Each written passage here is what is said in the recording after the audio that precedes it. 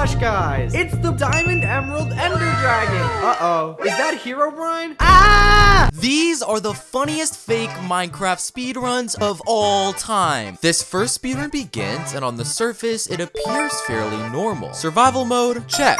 First slot of the inventory selected? Check. And he's facing straight. So what could possibly be fake about this speedrun? Well, if you look extremely closely into the top corner of the screen, you can spot a parrot. And while the parrot itself is completely normal, this actually proves that the spawn is completely fake. Because rewind the footage to the loading screen before the runner generated his world. This is the loading screen for the Minecraft version 1.8.9. The problem is, parrots were not introduced into Minecraft until 1.12. This means that the footage of him loading into the game and his spawn are actually two different Minecraft versions and clips edited together. And the speedrunner is likely using a set seed. So, the runner gathers some wood, crafts some tools, and finds a nearby village. Now, right off the bat, there's already something wrong, because take a very close look at the loot in this village chest. While it may seem fairly innocent on the surface, one item is completely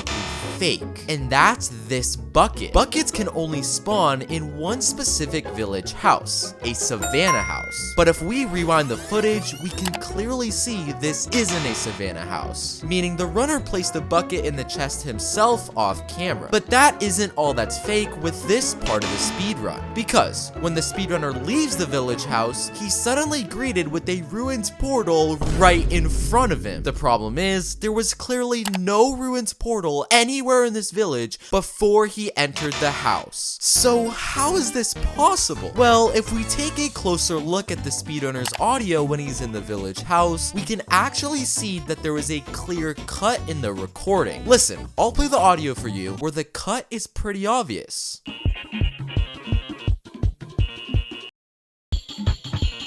Most likely, the speedrunner cut the footage, went to a completely different village that contained a ruins portal, and pretended it was there the entire time. So the runner goes to the ruins portal, but there's a bit of a problem. The runner is left just one block short of completing the ruins portal. So how is he gonna go to the Nether without a completed ruins portal? Well, he decides to pull out his iron pickaxe and starts mining this block of obsidian. Okay, is this guy new to Minecraft? Everyone knows you need a diamond pickaxe to collect the obsidian. Oh my gosh, it actually worked. I honestly have no idea how he did that, and I don't even want to question it. So the runner places the final piece of obsidian, lights the portal, and makes his way into the Nether. Now, on the surface, nothing suspicious seemed to have happened.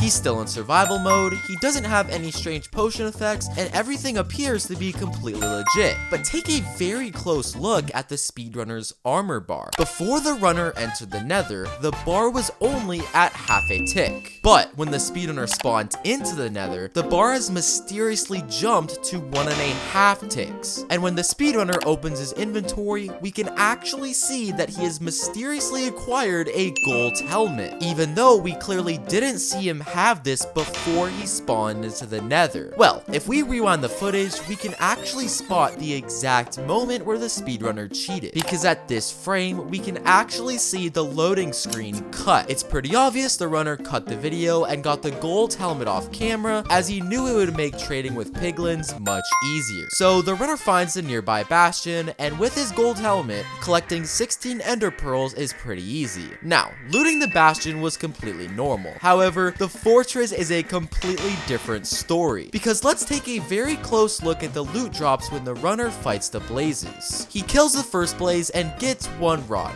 Completely normal. And when he kills the second blaze, he again only gets one rod. But the issue arises on his third blaze, because when he kills it, he somehow has 2 blaze rods drop in front of him. This is clearly impossible, as blazes can only drop a max of 1 rod per blaze. Well, let's rewind the footage and look a little bit closer. If we slow the footage down, notice that at this frame, we can actually spot another player standing standing right above him. And notice how the blaze rods drop right under where he's standing. It's pretty obvious this second blaze rod was thrown by the player's friend. So, after collecting all the rods and pearls he needs, a normal speedrunner would build a nether portal and head back to the overworld. But this guy seems to have a slightly different plan, because he drinks a potion of fire resistance, jumps in this huge lava pool, and ends up falling directly into the strongholds. How is that even possible? So the runner enters the stronghold, and this is where things get straight embarrassing, because it would appear as though the runner gets super lucky and finds the end portal room very quickly. But one listen to his audio reveals how bad he is at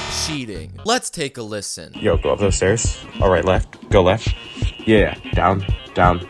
Okay, right. Go right. Yeah, door right there. His friend is literally directing him straight to the end portal room. I don't think this guy realizes his mic was unmuted the entire speedrun. So, the runner finishes the portal and heads into the end, where the speedrunner finds Mr. Beast? Is that the real one or just his friend we saw a couple minutes ago? Well, Mr. Beast types in the chat that he'll give the speedrunner $10,000 if he jumps into the void. And he must have taken the offer because the run just ends there. This next speedrun begins, but there's already something fake about it. No, it's not his game mode, as we can clearly see he's in survival. And it's not even his spawn, as he's facing completely straight. But it actually has to do with his hotbar, because he's selecting the 5th slot in his inventory. The problem is, when a real speedrun begins, you're supposed to be selecting the 1st slot of your inventory, meaning this world generation is completely fake. But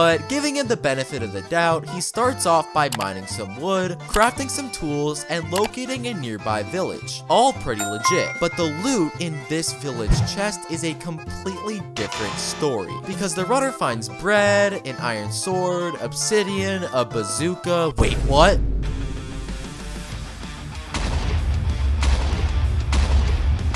It's pretty obvious he faked his world generation to put this bazooka in the chest off camera. So the runner gathers some hay, kills the iron golem, and searches for a nearby lava pool. Now, a normal speedrunner would likely use a water bucket to begin crafting the nether portal. The problem is, this speedrunner doesn't have a water bucket in his inventory or enough iron to craft one. So how is he gonna get the obsidian for the nether portal? Well, the runner pulls out the flint and steel from his inventory and wait, what? He just created a nether portal with literally no obsidian. I honestly have no idea how that's even possible. So the runner enters the floating nether portal and makes his way into the nether. Now, when the runner spawns in, watch how the speedrunner starts to run in a very specific direction, which actually leads him straight to the location of the fortress. But how is it possible he knew the location of the fortress without using any speedrun techniques to locate it? Well, let's rewind the footage to when the runner first spawned into the nether. Take a closer look at this magma cube. Seems to be pretty normal, right? Well, this is actually where things get extremely fake, because this isn't actually a real magma cube, but actually a player head. Because at this frame, when the runner opens his chat, we can see the command where he gets the player head from the user KPN1909. And if we look at this player's profile, the head of his skin is a magma cube. And now, if we go back to the footage, notice how the runner has been following these magma heads all the way to the fortress. It's pretty obvious he placed the heads himself to remind him which direction to travel, hoping we would think they were magma cubes and wouldn't suspect him. Now, giving him the benefit of the doubt, the fight with the blazes in the fortress seems fairly normal, and the runner collects 7 rods pretty quickly. But when the runner travels to the bastion, it's a completely different story, because when he enters the bastion, he searches for a gold block in hopes of mining it to trade with piglins. The problem is, the runner doesn't have an iron iron pickaxe, meaning he can't mine this block and can't collect any gold. Well, he locates a nearby chest, and to nobody's surprise, he finds the exact iron pickaxe that he needs. The only issue is that it's impossible for an iron pickaxe to spawn in a bastion chest. And the runner doesn't even get the achievement when he equips the iron pickaxe. This all points to the runner placing the iron pickaxe in the chest himself in creative mode off camera. So using the iron pickaxe, the runner collects some gold and starts trading with piglins. Now, on the surface, this trading looks completely legit, but hidden through the handful of normal trades is a single trade that's actually fake, because the speedrunner gets a single piece of cyan wool from the piglin, an item that isn't possible to be traded from a piglin. And while that may seem innocent, this one block will be crucial later in the speedrun. So the runner collects his ender pearls and builds a portal heading back to the overworld. And using the process known as triangulation, the runner locates the strongholds completely normally. So the runner completes the end portal and spawns into the end, and here's where things get crazy. Do you remember when the speedrunner got this strange piece of cyan wool from a piglin trade in the Nether? Well, he uses this piece of wool to craft a weapon called the Earth's Corpse.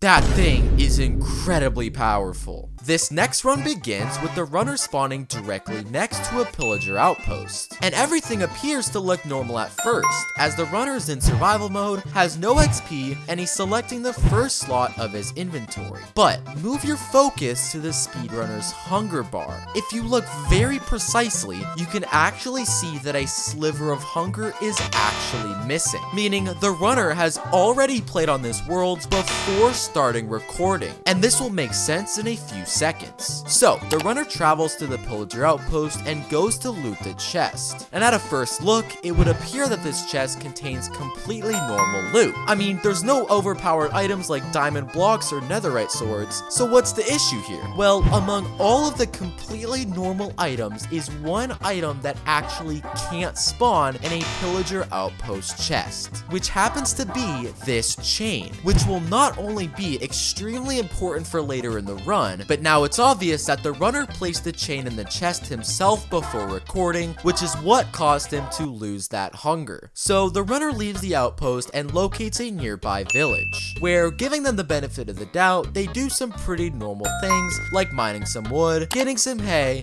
and killing the iron golem. But let's take a closer look at what happens when the speedrunner loots this chest. Before he enters, take a look at the surrounding area. Got it? So he enters the house, loots the chest, but when he leaves, it's literally nighttime, when just 5 seconds beforehand, it was completely bright and fully daytime. And if you look even closer, the runner has somehow acquired an iron bucket when he clearly didn't have that before he entered the village house. The only possible explanation is that there was a cut in the recording, but where? Well, let's watch this part of the footage in slow motion. Notice how when he stares at this cobblestone wall, he actually moves slightly to the left, and that's where he cut the video, and it's pretty obvious he did that to get the iron bucket off camera, which must have taken a while because the time of day completely changed. So using the iron bucket, the runner finds a nearby lava pool and starts crafting the portal. But watch this part of the footage very closely.